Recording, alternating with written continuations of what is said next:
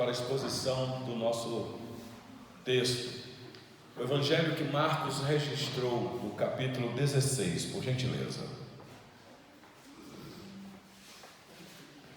A leitura se dará apenas dos versículos 9 a 18. Hoje pela manhã eu quero, junto com vocês, ser abençoado por esta mensagem. Uma mensagem desafiadora, aparentemente uma mensagem simples, mas regada de uma profundidade de convicção, de certeza, de fé na ressurreição. Meus irmãos, não é fácil crer que Jesus ressuscitou, ainda que acabamos de cantar, mas não é uma coisa fácil de se acreditar. Então acompanhe a leitura do texto, por gentileza. Nesta manhã eu quero falar com vocês a grande importância da nossa fé diante deste evento que mudou a história da humanidade, que foi a ressurreição. É claro que para que houvesse a ressurreição, primeiro teve que acontecer um nascimento. O nascimento do Senhor Jesus também é um evento que mudou a história da humanidade, porque Ele nasceu, Ele morreu e foi sepultado. Porque Ele nasceu, Ele ressuscitou. Mas hoje, nesta manhã, nós queremos focar no ato da ressurreição do nosso Salvador. Acompanhe a leitura, por gentileza. Marcos 16, de 9 a 18. Havendo Ele ressuscitado de manhã cedo, no primeiro dia da semana, apareceu primeiro a Maria Madalena, da qual expelira 7 demônios. E partindo ela, foi anunciá-lo àqueles que, tendo sido companheiros de Jesus, se achavam tristes e choravam. Estes, ouvindo que ele vivia e que fora visto por ela, não acreditaram. Depois disso, manifestou-se em outra forma a 2 deles que estavam a caminho para o campo. E indo, eles o anunciaram aos demais. Mas também a estes 2 eles não deram crédito. Finalmente, apareceu Jesus aos 11, quando estavam à mesa, e censurou-lhes a incredulidade e dureza de coração, porque não deram crédito aos que tinham visto já ressuscitado. E disse-lhes: ide por todo o mundo e pregai o evangelho a toda criatura. Quem crer e for batizado será salvo. Quem, porém, não crer será condenado. Estes sinais hão de acompanhar aqueles que creem. Em meu nome expelirão demônios, falarão novas línguas, pegarão em serpentes, e se alguma coisa mortífera beberem, não lhes fará mal. Se impuserem as mãos sobre enfermos, eles ficarão curados. Até aqui, meus irmãos, a leitura da palavra do nosso Deus. O que nós temos aqui, meus irmãos, neste texto, são 3 aparições do Senhor Jesus ressuscitado diante dos seus discípulos. Me parece que Marcos, o evangelista, quando quis registrar este evento, ele quis dar este foco para aqueles que se diziam amigos e discípulos do Senhor Jesus, bem mais próximo, que viu grandes milagres que o Senhor Jesus ressuscitou, que ouviu promessas inigualáveis da boca do Salvador. Qualquer outras pessoas poderiam duvidar que ele ressuscitou, menos esses discípulos. Mas me parece que Marcos quer focar exatamente na incredulidade desses discípulos. Então eu quero tentar analisar com vocês o relato e ver o mais interessante, a reação desses discípulos diante do anúncio da ressurreição, que foi de incredulidade. Por isso que eu disse que não é uma coisa fácil, comum, crer que Jesus ressuscitou, está vivo. Não é, meus irmãos. Nós temos aqui uma apresentação muito clara. Meus irmãos, nós podemos até entender a reação dos discípulos diante do relato da ressurreição, que foi de incredulidade. Se eu estivesse lá, eu também iria duvidar. Se nós tivéssemos sido crucificados juntamente com Ele, possivelmente nós também iríamos proferir impropérios para Ele. Se nós estivéssemos lá, nós iríamos trair o nosso Salvador. Se nós estivéssemos lá, nós iríamos negar Ele e proferir palavras chulas, palavras até que baixo calão sobre Ele. Se nós estivéssemos lá, nós também faríamos a mesma coisa. Se você falar assim, o que é isso, pastor? Eu não faria não, eu ficaria firme. Mas foi isso que Pedro fez, quando o Senhor Jesus disse, não, eu vou ser preso, eu vou ser morto. O que é isso? Não vou não. Se o Senhor for preso, eu também vou, e eu morro junto com o Senhor. Demorou um pouquinho. O Senhor Jesus falou, Pedro, antes que o galo cante 2 vezes, você vai me negar 3, Pedro. Contextualizando, antes que as panelas sejam tocadas, vocês vão me negar. Vocês entenderam aí a panela, né? Ok. Então eu posso entender a dificuldade aqui, meus irmãos. Primeiro, porque mortos não ressuscitam normalmente. Não é uma coisa natural morto ressuscitar. Nós não estamos acostumados a ver mortos todo dia ressuscitando, nem esses discípulos na época do Senhor Jesus. Apesar que nós temos relatos nas Escrituras de mortos que foram ressuscitados pelo próprio Senhor Jesus, mas não foram, meus irmãos, multidões de mortos que foram ressuscitados. Não é uma coisa que nós estamos acostumados. Eu vou tentar ir até o final, meus irmãos, eu vou ver se eu consigo. Não é uma coisa que nós estamos acostumados a ver acontecer todo dia. Nós não vemos isso hoje. Estava conversando com Sueli, minha esposa, que só nesse início do ano nós já realizamos 5 cultos fúnebres. Ano passado nós, no nosso relatório para o presbitério, nós, se eu não me engano, não sei se o pastor Igor lembra, não tivemos nenhum ato fúnebre, mas este ano já iniciamos com 5. E, meus irmãos, qual é a coisa mais normal quando você vai num velório? É você ficar triste, chorar, porque você vê um querido ali, e daqui a pouco você sabe o que é que vai acontecer. Vai para o túmulo, e ali vai ter uma palavra de despedida, e a pessoa vai ficar ali e não sai mais. Não é assim, meus irmãos. Bom, pelo menos eu nunca vi um morto ressuscitado. Então não é uma coisa normal. Então eu posso entender a dificuldade dos discípulos aqui. O normal é que as pessoas vivam um tempo, morram, sejam sepultadas e fiquem ali sepultadas. Essa é a ordem natural da nossa existência, meus irmãos. Vai acontecer, mais cedo ou mais tarde, com todos nós que estamos aqui. Estou vendo que nós temos crianças aqui. Não sei se daqui a 30 anos nós iremos contemplar o rostinho de alguns que estão aqui. Daqui a 50 anos, possivelmente, boa parte de nós que estamos aqui não estaremos mais. Com toda certeza, apesar das crianças que estão aqui, daqui a 100 anos, ninguém mais estará aqui. Então esse é o curso natural da nossa existência. A ideia de que um morto voltasse à vida é uma coisa estranha para nós mesmos, porque nós estamos acostumados com o ciclo natural. Eu tenho uma mãe que é enfermeira, ela trabalha, ela é aposentada, mas continua ainda trabalhando. Ela trabalhou muitos anos dentro do centro cirúrgico, no CTI, nas enfermarias. Uma vez conversando com ela sobre ressurreição, ela falou assim: meu filho, não é normal mesmo não, morto voltar a viver não, mas eu vou falar uma coisa para você, meu filho, eu já vi muito morto voltar à vida. E eu parei assim, falei: o que é isso, mãe?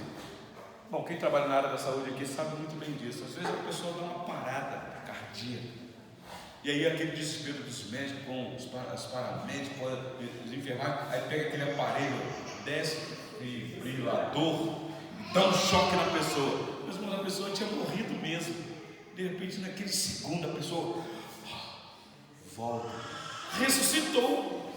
Eu falei, pois é, não é assim, mas eu não estou falando disso, estou falando de um morto que foi sepultado, a gente foi lá, viu, sepultou, e depois de um tempo essa pessoa voltou à vida. Isso não é normal acontecer. Uma outra razão que eu penso que levou a dificuldade desses discípulos a viver a incredulidade, meus irmãos, é porque, de fato, os discípulos ainda não tinham entendido aquelas palavras que o mestre havia dado para eles de que ele iria ressuscitar. Eles ainda não tinham entendido direito quem era o Senhor Jesus. Talvez eles ainda pensavam que o Senhor Jesus era apenas uma pessoa que veio com uma missão extraordinária nessa terra, não apenas como o Filho de Deus, o Deus encarnado, mas alguém com um destaque na sociedade, que poderia trazer vantagem exclusiva para a própria nação, uma nação tão sofrida, uma nação marcada de muitas lutas, guerras. Então chegou agora o Messias guerreiro. Então talvez a visão deles era essa: esse nosso Messias é um Messias triunfante, vitorioso, vencedor, com poder de uma violência militar, que ele vai nos capacitar e nós não vamos perder mais nenhuma para nenhuma outra nação. Talvez eles pensassem que o Senhor Jesus era apenas esse vencedor sobre os inimigos da nação de Israel, que até hoje esta querida nação tem muitos inimigos. Mas, meus irmãos, o Senhor Jesus não era absolutamente nada disso, nada. Então, quando o Senhor Jesus, e nós presenciamos aqui desde sexta-feira, quando o Senhor Jesus foi rejeitado, traído, negado, morto e sepultado, aí a confusão veio na cabeça dos discípulos. Eu não tenho dúvida disso. Se eu estivesse lá, eu também estaria confuso. Ué, mas espera lá, puxa vida, e olha da maneira que ele morreu. Que coisa! Nós tivemos um do nosso grupo que traiu ele, o outro, que era o líder do grupo, negou 3 vezes, e todos nós abandonamos ele. Então ele não era aquilo que nós esperávamos.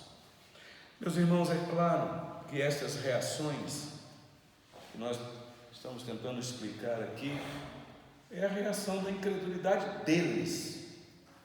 Todavia, o texto que temos diante de nós, eu peço que você se atenha aí nele, nos diz que apesar destas coisas, dessas dificuldades que os discípulos tinham, eles tinham sim muitas evidências para crer na ressurreição do Senhor Jesus. Tinham, meus irmãos, demais da conta. Então vamos para o texto prontamente. Vamos ver aqui a primeira aparição do Senhor Jesus. Volta os seus olhos para o texto, versículo 9 a 11. O Senhor Jesus, o texto nos informa que o Senhor Jesus aparece aí a uma mulher. Aí você já imagina a dificuldade, porque ele aparece primeiro, meus irmãos, a uma mulher, e uma mulher que tinha outrora 7 demônios e que foi libertada pelo Senhor Jesus. Olha o versículo 19 comigo. Digo, versículo 9. Havendo ele ressuscitado de manhã cedo, no primeiro dia da semana, apareceu primeiro. Marcos dá esse destaque aqui: a Maria Madalena, da qual expelira 7 demônios. Meus irmãos, está escrito que ele apareceu primeiro a ela, porque ele apareceu a outras pessoas depois. Mas Marcos nos informa que ela teve esse privilégio, primeiro ela. Que privilégio, hein, Maria Madalena? É daqui que sai aí um entendimento de alguns estudiosos da Escritura, que o Senhor Jesus tinha um relacionamento íntimo com essa mulher. Saiu até um filme aí. Ele tinha um relacionamento, por isso é que ele apareceu para ela primeiro. Que coisa terrível, meu irmão. O texto não quer dizer nada disso. Mas olha o versículo 10. E partindo ela, foi anunciá-lo àqueles que, tendo sido companheiros de Jesus, se achavam tristes e choravam. Marcos informa que Maria viu Jesus, ficou maravilhada quando viu, ela corre para anunciar, como que indo anunciar que ele está vivo, e ela vai falar para os discípulos, e o Marcos nos informa aqui que ela vai lá, porque talvez ela já sabia que aqueles discípulos estavam muito para baixo, talvez numa tristeza profunda e chorando. Meus irmãos, se vocês estudarem um pouquinho a cultura judaica e pegar judeus chorando, não é uma coisa assim muito solene, não. Quando o judeu chora, chora e chora mesmo, e não segura as emoções, a ponto de começar até não é autoflagelar, mas mostrar como estão com aquela dor. É um choro triste. Por isso é que Marcos nos informa aqui que eles estavam tristes e chorando. E Maria Madalena, quando tem esta bênção da aparição do Senhor Jesus a ela, ela corre para lá porque ela quer anunciar esta boa notícia que traz felicidade, que tem alegria plena. Versículo 11: Estes, ouvindo que ele vivia e que fora visto por ela, não acreditaram. Meus irmãos, ouvindo aqui o testemunho de Maria, eu fico imaginando Maria entrando, meus irmãos, e os discípulos tristes, chorando, e ela dizendo: não chores, não precisa chorar mais, transforme esta tristeza, esse choro em alegria agora, vestes de alegria, porque o Mestre está vivo, ele ressuscitou, eu falei com ele conversou comigo. E a reação dos discípulos, meus irmãos, foi de incredulidade. O evangelista Lucas, paralelamente, vai registrar que quando Maria chegou para conversar com esses discípulos, para anunciar que Jesus havia ressuscitado, os apóstolos olharam para Maria e viram ela fora de si. Parecia que ela estava num devaneio, num delírio. Por isso é que eles não acreditaram, eles não botaram fé. E essa mulher deve estar louca, fala como louca essa mulher. Depois vocês conferem Lucas 24:11. Mas nós temos aqui uma segunda aparição. Então, a primeira, o Senhor Jesus aparece para uma mulher aparentemente de uma reputação duvidosa. E preste atenção vocês que eu não estou dizendo que Maria Madalena era uma adúltera. O texto aqui não me informa isso. Então, o Senhor Jesus apareceu para essa mulher e eles não deram crédito. Mas tem uma outra aparição, acompanhe o texto aí, por gentileza. Versículos 12 e 13. Depois disso, manifestou-se em outra forma a dois deles que estavam de caminho para o campo, e indo eles, o anunciaram aos demais, mas também a esses dois eles não deram crédito. Meus irmãos, esta é a forma histórica dos dois discípulos a caminho de Emaús. O evangelista Lucas nos informa com mais detalhes. Um dos discípulos, que chamava Cleopas, e a aldeia de Emaús, alguém já fez aí uma informação para nós, ficava aproximadamente 10 quilômetros de Jerusalém. Vocês lembram que o Senhor Jesus foi sentenciado dentro de Jerusalém, mas ele foi crucificado fora da cidade de Jerusalém. Então a tristeza desses dois discípulos, estão voltando para casa, talvez também tristes e chorando, porque eles até guardavam a expectativa da ressurreição, mas não aconteceu. O que é interessante, meus irmãos, é que o Senhor Jesus aparece para esses dois discípulos. A informação no texto diz que de outra forma. Eu não sei de que forma foi essa, só sei que eles não conseguiram identificar aquele que estava conversando com eles no caminho. O Senhor Jesus ressurreto apareceu para eles, foi conversando, falando com eles. Não sabemos os relatos, e eles foram tristes, chorando, a tristeza embaçando os olhos deles. Eles talvez olharam para aquele homem e disseram: você é o único que aqui em Jerusalém não sabe do ocorrido. E por que você não está chorando? por que você também não está triste? Você não amava o mestre? Não, acabou a nossa esperança, há um silêncio total, não há expectativa. A reação dos discípulos que estavam lá, possivelmente em Jerusalém, em algum lugar trancafiado, chorando, é de que quando o Senhor Jesus se manifesta para esses discípulos aqui e revela quem Ele é, os discípulos ficam... Eu fico imaginando a cena, meus irmãos. O Senhor Jesus se revelou a eles e eles falaram assim: então é por isso que quando Ele vinha falando com a gente no nosso caminho, nós conseguimos entender quem era aquele homem, mas o nosso coração ardia e queimava. É por isso, é o nosso mestre, Ele ressuscitou. Ficaram também, meus irmãos, pasmos. E o Senhor Jesus falou assim: então volta lá. Eles voltam, meus irmãos, e vão encontrar os 11 que já não estavam acreditando no relato de Maria Madalena, mas agora chega 2 discípulos, homens. Talvez alguém poderia dizer: não, eles não acreditaram porque era uma mulher, e naquela época a mulher não tinha voz nem vez, então por isso que os discípulos não acreditaram. Não está isso também no texto, mas tudo bem. Mas agora vão 2 discípulos lá, vão chegar lá, encontrar os apóstolos chorando, tristes, e vai dizer para eles: olha, não precisam chorar mais, troque essas lágrimas por alegria, porque o Senhor ressuscitou, nós vimos Ele, Ele conversou conosco, nós comemos com Ele. Meus irmãos, mas qual foi a reação desses apóstolos diante do relato desses 2 discípulos? O texto diz que foi de não dar crédito também. Está aí no versículo de número 13. Mas também a esses 2, eles não deram crédito. Meus irmãos, crer não é uma coisa humana. O mundo também crer, mas não crer daquela maneira especial, meus irmãos. O nosso desafio não é ter fé, é ter fé na pessoa certa, porque o mundo tem fé.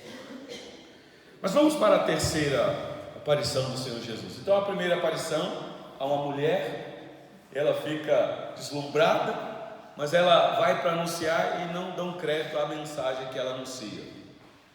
O Senhor Jesus aparece para 2 discípulos que também viram missionários, voltam para anunciar e pregar que o Senhor Jesus está vivo. Os apóstolos não creem. Mas nós temos aí uma outra aparição, versículo de número 14, e eu vou ler até o versículo 16. Finalmente, essa palavra finalmente aqui é basta. Agora não é possível, agora eles vão acreditar. Finalmente apareceu Jesus aos 11, quando estavam à mesa. Meus irmãos, a gente critica Tomé, que teve que ver para crer, né? Mas todos eles tiveram que ver para crer. O Senhor Jesus aparece, está lá, eles estão à mesa. Eu tento vislumbrar. Aparece aquele que foi rejeitado pelo seu povo, aquele que foi dilacerado pelos chicotes, aquele que estava com os ombros machucado por carregar aquele madeiro maldito, aquele que está com as mãos furadas, um lado atravessado. De repente os discípulos, eu penso que eles petrificaram, meus irmãos. Se eu estivesse lá, talvez passou um filme na cabeça deles. Maria falou, é verdade, os discípulos falaram, mas nós não cremos. Mas agora o mestre está aqui, nós estamos vendo. A cena aqui, meus irmãos, é que os discípulos estavam à mesa, mas faltava um. E quando ele soube que Jesus tinha ressuscitado, e agora quem vai falar para Tomé vai ser os discípulos, os apóstolos. Eles chegam, Tomé estava em outro canto, quando Tomé chega, ele diz: Tomé, o mestre ressuscitou. Porque não adiantou Maria falar, não adiantou os discípulos, mas agora nós estamos falando, Tomé, o mestre ressuscitou, ele veio aqui, conversou conosco, nós vimos ele. Meus irmãos, qual foi a reação de Tomé? Tomé falou assim: o quê? Vocês viram? Então também tenho que ver. Eu só acredito vendo, e mais, eu tenho que tocar. porque vai que ele aparece de uma outra forma aí. Eu tenho que tocar. É a informação que nós temos no texto, meus irmãos. Meus irmãos, para o Senhor Jesus, eles deveriam ter acreditado no relato da ressurreição daquelas pessoas que anunciaram. Se você der uma olhadinha no versículo 14, o Senhor Jesus os exorta de maneira direta. O Senhor Jesus dá uma palavra aqui de repreensão a eles. O versículo 14 diz assim: e censurou-lhes a incredulidade e dureza de coração, porque não deram crédito aos que tinham visto já ressuscitado. Versículo 15 tem aí esse desafio que Marcos inclui aqui, dizendo: olha, a missão de Maria e dos discípulos é essa daqui, que deveria ser de vocês, discípulos, apóstolos, de ir pregar o Evangelho, porque essa é a missão que Ele deu para vocês desde quando Ele chamou, que vocês largaram tudo o que estavam fazendo. E o versículo 16 diz assim: quem crer e for batizado será salvo. Quem, porém, não crer, apóstolos, como vocês não creram e não estão crendo, vocês serão condenados. Há aqui um entendimento de muitas pessoas que querem forçar o texto, dizendo que aqui há um texto para não se batizar criança, porque está vendo, pastor, aqui ó, tem que crer e ser batizado. Meus irmãos, essa palavra aqui é para os apóstolos que teriam que ir anunciar o Evangelho, para gente que tem capacidade de entender a mensagem e que toma uma decisão e renega. Está falando de adulto aqui, não está falando de criança, porque as pessoas pegam o texto dizendo: quem crer e for batizado será salvo. Aí você diz: não dá para batizar criança porque criança não crê. Está vendo? Tem que crer para ser batizado, para ser salvo. A criança não crê. Ok, então o texto está dizendo: quem não crê será condenado. Então todas as crianças estão condenadas, e nós não queremos chegar a tal ponto. Quem crer e for batizado será salvo, mas quem não crer, como vocês não creram, discípulos, vocês serão condenados. Meus irmãos, o Senhor Jesus fez várias promessas a esses discípulos, fortalecendo a fé desses discípulos, mas como uma evidência do que o coração deles começaram a trazer à tona, eles se trancaram, eles endureceram o coração. Você viu a palavra aqui, dureza de coração? Eles tinham evidências demais. Olha o versículo 16 a 18 comigo. Versículo 17: esses sinais hão de acompanhar aqueles que creem. Em meu nome expelirão demônios. Meus irmãos, eles fizeram isso. Falarão novas línguas, pegarão em serpentes, e se alguma coisa mortífera beberem, não lhes fará mal, e se puserem as mãos sobre enfermos, eles ficarão curados. Essa daqui é a missão dada aos apóstolos, que eles já estavam realizando. Eles já estavam realizando essa missão de milagres extraordinários, expulsando demônio, mas iriam continuar. Vocês lembram que quando o Senhor Jesus chama um apóstolo, posteriormente, nós temos um apóstolo que está diante de uma fogueira, tentando manter a fogueira aberta, e uma víbora. Eu sei que há uma discussão aí de víbora e de serpente, mas que prende na mão de Paulo. Todo mundo achou que Paulo ia morrer, mas havia uma promessa: não vai morrer, porque é em meu nome que vocês estarão. Talvez o Senhor Jesus está lembrando os discípulos aqui do que aconteceu com o profeta Eliseu, se não me engano, quando ele pediu para os seus discípulos irem cortar a lenha para poder. Então, o Eliseu também foi junto, e então, deu fome, acho que a hora do almoço, alguém preparou lá uma comida, uma erva. Aí o rapaz se equivocou lá, em vez de pegar uma hora por nobre, pegou uma colossíntica, pegou uma erva venenosa e colocou na panela e começou a fazer a comida e deu para o povo. Num dado momento que o povo já estava com o bucho cheio, alguém gritou: morte na panela, algo mortífero, vão morrer todo mundo. E nós sabemos o relato, meus irmãos. O profeta estava lá, o homem de Deus estava lá, e a morte que havia na panela se transformou em vida para aqueles. Então ele está aqui dizendo: olha, este é o poder que eu tenho para vocês, anunciar ao mundo, mas vocês são incrédulos. Meus irmãos, eu quero trazer algumas lições para nós aqui nesta manhã. Nós que depois de uma noite tão brilhante ontem, do culto, do nosso lanche, do aniversário do Diácono Gilton, da surpresa, né, Diácono Gilton? Nossa, alguém falou assim, pastor, você vai matar o Diácono Gilton, tantas emoções. Mas foi uma alegria. E depois aqui a nossa, deixa eu falar com cuidado, está sendo filmado, a nossa distração aqui, foi assim. E eu sei que muitos foram dormir tarde hoje para acordar cedo, foi um grande desafio, meus irmãos, as crianças aí, eu sei disso, mas eu quero tirar com vocês aqui algumas lições. Nós não estamos aqui simplesmente por uma recreação, nós não viemos aqui por causa de nós, meus irmãos, nós estamos aqui diante deste evento tão maravilhoso. Nós só podemos estar aqui por causa disso, é por isso que nós estamos aqui, é por isso que nós programamos este acampamento. Não viemos aqui simplesmente para estreitar os laços da nossa comunhão fraterna, estamos fazendo isso, desafiamos, não viemos aqui apenas para ter um momento de hora tranquila, meus irmãos, nós viemos aqui por causa da ressurreição. Talvez esse seja o momento ápice do nosso acampamento, 6 horas da manhã, tem que acordar 5h30, que é isso? A maioria dos irmãos acordam cedo para ir para o trabalho mesmo. As pessoas estão acostumadas a acordar de madrugada para ganhar dinheiro, mas para acordar de madrugada para poder servir o Senhor Jesus, aquele que ressuscitou, é uma luta, é uma dificuldade, bate o desânimo. Mas eu quero tirar algumas lições para nós aqui.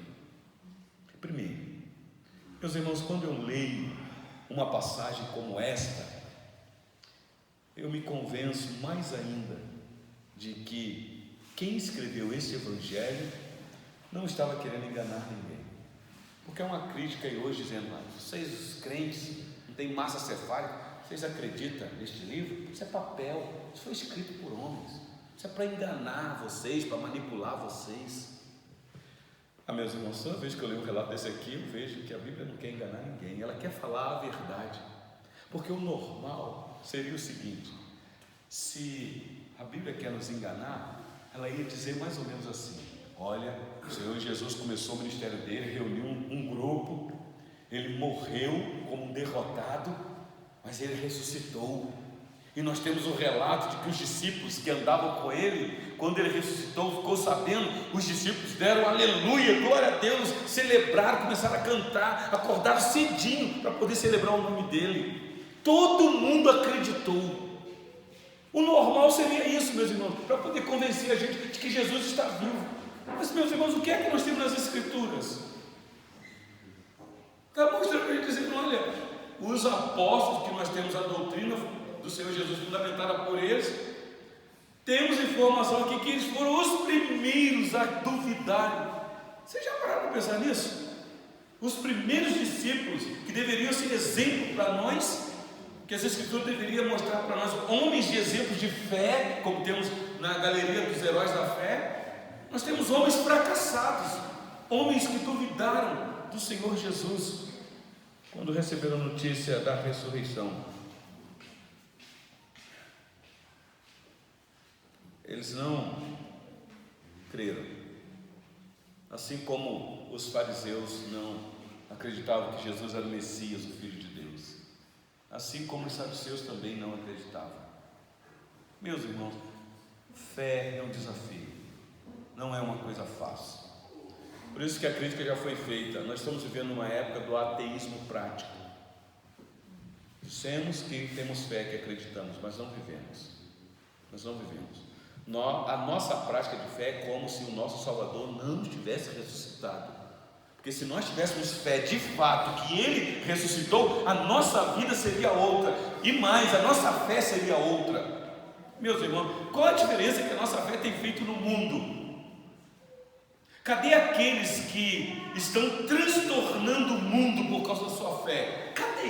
Me parece que o mundo está indo de mal a pior, especialmente no Brasil, essa montoeira de crentes se convertendo todo dia, congressos que aparentemente é elaborado para convencer as pessoas a aceitarem Jesus, e não há diferença nenhuma, criminalidade em alta, adultério, prostituição, prática de sexo entre os jovens não casados em alta. Eu estou falando dos crentes. Cadê a fé que Jesus está vivo? Gente que é infiel ao Senhor Jesus na prática devocional, nos dízimos e nas ofertas. Cadê a fé? Então, fé no ressurreto não é uma coisa fácil. Nós falamos que acreditamos, mas às vezes isso não é uma realidade. Então, eu queria destacar aqui para vocês esse primeiro ponto, meus irmãos. A Bíblia não quer enganar ninguém, ela fala a verdade. Segundo, uma outra coisa que nós podemos aprender aqui é que, para que sejamos salvos dos nossos pecados, meus irmãos, e para que escapemos da condenação que todos nós merecemos, e sabemos qual condenação é essa, nós precisamos crer de fato que Jesus ressuscitou mesmo, que Ele está vivo, que Ele vive para sempre. Esse é o resumo do Evangelho. Nós não pregamos no Evangelho para transformar a vida da pessoa, para ela ser apenas uma boa pessoa, para ela apenas praticar boas obras. Não, meus irmãos. O ponto central da nossa fé ou do cristianismo é que creiamos a ressurreição. Para e pensa na prática evangelística. Percebam, quando você é incentivado a evangelizar, o que é que dizem para vocês? Olha, você diga lá que Jesus ama a pessoa. Mas a gente tem dificuldade de apresentar a ressurreição, porque você sabe que é difícil as pessoas acreditarem. Diga para o incrédulo que Jesus ressuscitou para você. Tenta evangelizar o incrédulo, provando evidências de que Cristo está vivo, para você ver só a grande dificuldade. Aí nós vamos por outro caminho, para dizer, não, Jesus te ama, Ele quer salvar você, dá uma chance para Jesus. Que chance para Jesus, meus irmãos? Dureza de coração. A pessoa tem que receber a notícia que Jesus ressuscitou, está vivo, e que se ela não crer, como diz aqui, ela está condenada. Então essa é a pedra fundamental da nossa fé, ou da nossa religião, se é que podemos chamar o cristianismo de religião, meus irmãos. É a base fundamental da igreja. Por isso é que nós estamos aqui nesta manhã, porque cremos que Ele ressuscitou. Pelo menos eu quero crer que nós cremos, porque sem crer que Jesus de fato saiu da tumba ou da sepultura num domingo pela manhã como esse, bem cedinho, vivo, depois de ter morrido e sepultado, no decorrer de 3 dias, que o pastor Igor explicou para nós o que significa aqueles 3 dias. Você não tenta entender 3 dias literais como nós entendemos aqui, porque naquela época o dia era contado diferente. Por isso que vem a crítica, 3 dias, mas ele morreu na sexta, 3 horas da tarde, e no domingo de manhã ele ressuscitou. Não dá 3 dias, mas tenta contar a hora como o judeu contava, quando que encerrava o dia. Ele deixou isso bem claro aqui ontem. Então, se você que está aqui nessa manhã, se você não crer nele dessa maneira, você não pode ser salvo, você não pode receber o perdão dos seus pecados, você não pode agradar a Deus, você não pode entrar no reino de Deus, você não pode se relacionar com Deus, e você não pode conhecer Deus, se você não acredita na ressurreição. Você está perdendo seu tempo aqui. Aliás, você não está perdendo o tempo, você veio só para se divertir, tomar banho de piscina e rir um bocado. Mas nosso objetivo aqui é outro, meus irmãos. Não podemos viver na ilusão. Uma outra lição que eu queria tirar para nós nessa manhã é que a evidência que nós creamos que o Senhor Jesus está vivo já está aqui neste livro, meus irmãos. Eu sei que hoje a facilidade da tecnologia, ninguém mais carrega uma Bíblia, mas cuidado para você não achar que a Bíblia que você abaixou no seu celular está pesando a memória do seu celular, porque às vezes a Bíblia se torna um peso para muitos. Muitos não querem carregar a Bíblia de papel, porque fica carregando esse negócio pesado para baixo e para cima. Mas aí baixa no celular, deixa eu tirar esse aplicativo aqui, está pesando aqui. E muitas pessoas vão deixando as escrituras de lado. Meus irmãos, como é que você vai exercitar sua fé no Salvador, se você não tem as escrituras, se você não lê as escrituras, se você não ama as escrituras? Porque, meus irmãos, de outra maneira, ele não vai aparecer para você à mesa, não. O último que ele apareceu foi no caminho de Damasco. E Paulo deixa isso. E por último apareceu para mim, como que dizendo, ele não vai aparecer mais para ninguém, a não ser naquele grande dia. Então a chamada para nós é: creia que ele ressuscitou. Mas volto a dizer, crer não é fácil. Os discípulos não acreditaram quando alguém anunciou. Eu não sei como é que foi quando alguém anunciou para você Jesus. Quando alguém disse para você, você crê em Jesus porque ele ressuscitou. E aí você, é verdade, eu creio, eu amo ele. Aí começa a servir ele. Eu não sei como é que foi isso no teu coração, meus irmãos. O que eu estou tentando dizer para vocês é que tem muita gente enganada no meio da igreja. Tem muita gente perdida dentro da igreja. Tem muita gente que está dentro da igreja experimentando os dons celestiais, as benesses do reino de Deus, tomando ceia, cantando louvores, pregando o santo evangelho, mas não tem nada de crente. E num dado momento, por causa das dificuldades da vida, cai. E quando esses caem, muitas vezes é impossível se levantar de novo para arrependimento. Então, talvez a palavra aqui é de alerta para nós que estamos aqui nesta manhã. Se nós que estamos aqui temos titubeado na nossa fé, ou brincado com a nossa fé, meus irmãos, está na hora da gente parar e pensar nesta realidade, nesta verdade. Uma última coisa que eu posso ver aqui no texto é que nós possamos meditar, meus irmãos, na misericórdia e na compaixão de Deus. Louvado seja o Senhor por isso. Vocês perceberam aqui que os discípulos não creram a primeira vez, eles não creram a segunda vez e não creram a terceira vez. Ainda assim, o Senhor Jesus não rejeitou eles. O Senhor Jesus foi misericordioso e compassivo com eles. O Senhor Jesus chegou até eles, abraçou eles, repreendeu a incredulidade deles, mas disse: vocês vão pelo mundo, vocês irão sair para o mundo inteiro e pregar esse santo evangelho a toda criatura. E prometeu que estaria com eles até a consumação do século. Essa é a promessa, meus irmãos. E eu quero então terminar com algumas aplicações para nós, porque o Senhor Jesus não desistiu deles, é que nós estamos aqui. O evangelho só chegou até nós, meus irmãos, porque o Senhor Jesus não desistiu deles e deu uma ordem, dizendo: vá, ide e anuncie. E esse evangelho chegou até nós. Louvado seja Deus, não pelos discípulos incrédulos, mas pelo Senhor Jesus que não desistiu deles. Então a lição que eu quero tirar para nós aqui nesta manhã é a seguinte: talvez encontre pessoas aqui que estão aguardando um sinal de Deus e que quer sentir-se tocado por Deus, ou ver um sinal e prodígio para acreditar. Estamos vivendo uma época, meus irmãos, da megas igrejas que convocam o público para ver milagres. Talvez você está até influenciado, dizendo: olha, se eu ver um milagrezinho, eu creio mais. Não, se eu ver alguma coisa acontecer, eu vou me firmar mais. Como o irmão Fernando disse ontem aqui, você quer esperar o quê para a sua vida? Você quer ver um sinal? Cuidado, porque o sinal que Deus pode trazer para você vai ser um sinal amargo, para talvez você acreditar que Ele é. Então aproveita, não duvide, não duvide.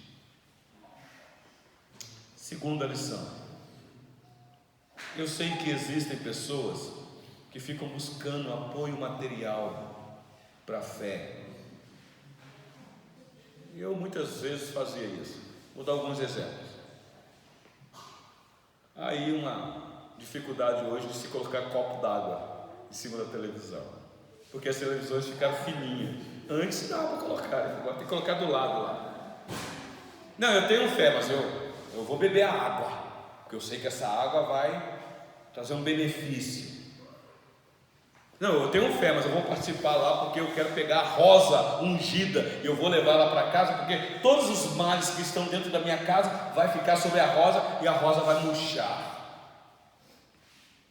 Toalha abençoada, chá do Salmo 91. Eu vi isso aí na internet, um relato, meus irmãos. Chá, eu falei, o que é isso? Chá do Salmo 91? A pessoa rasgava a Bíblia no Salmo 91, tem aquelas promessas, e fazia um chá e bebia, para curar os infortúnios de doença.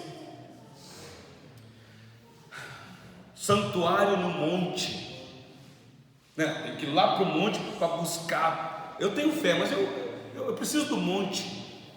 Vocês estão entendendo mesmo? Amuletos. Meus irmãos, o Senhor Jesus não deu nada disso para os discípulos quando eles estavam vacilantes na fé. O Senhor Jesus não disse, não, vá para o alto do morro e ore lá para ver fogo cair do céu. O Senhor Jesus não falou nada disso. O Senhor Jesus apenas disse, olha as testemunhas, vocês não deram crédito no que eles falaram, e eu estou vivo. Então, não se engane. E aí, meus irmãos, eu quero fazer uma olhada. Cuidado com essas coisas hoje. Cuidado com os amuletos da fé. A nossa fé é uma fé simples. Nós não precisamos de muita coisa, meus irmãos. Nós precisamos de firulas. Meus irmãos, nós precisamos de coisas extraordinárias. A nossa fé é simples, aparentemente. Então, cuidado com a dureza de coração e com a sua incredulidade. Como é que está o teu coração aqui nesta manhã? Quem é você? Pastor, eu sou membro da Igreja Presbiteriana Central de Betim, outros estão na preparação. Não, sou pastor, sou membro da Igreja Presbiteriana de Mateus Leme. Pastor, eu estou aqui, sou um amigo. Quem é você nesta manhã? Eu quero dizer para você que, apesar da dificuldade que você possa ter de acreditar que Jesus está vivo, porque eu também tenho, mas nós temos um Senhor Jesus que não desiste de nós. Talvez esta oportunidade que estamos tendo aqui é a compaixão e a misericórdia dele, dizendo, olha, eu vou levar vocês para um local e lá eu vou falar mais diretamente com vocês. Não duvide, crer somente, porque aquele que crer e for batizado será salvo. É uma promessa simples. Mas aquele que não crê, será condenado. Meus irmãos, existe um juízo eterno que está por vir. Não duvide. Olhe para a cruz como uma grande compaixão e misericórdia da parte do Senhor. Aqui está a base da nossa salvação. É por isso que nós, meus irmãos, somos chamados de frios, de presbiterianos gelados, porque nós não ficamos inventando a roda, ela já foi inventada. O que nós precisamos é de fé na ressurreição do nosso Senhor. Vamos orar nesse momento, meus irmãos.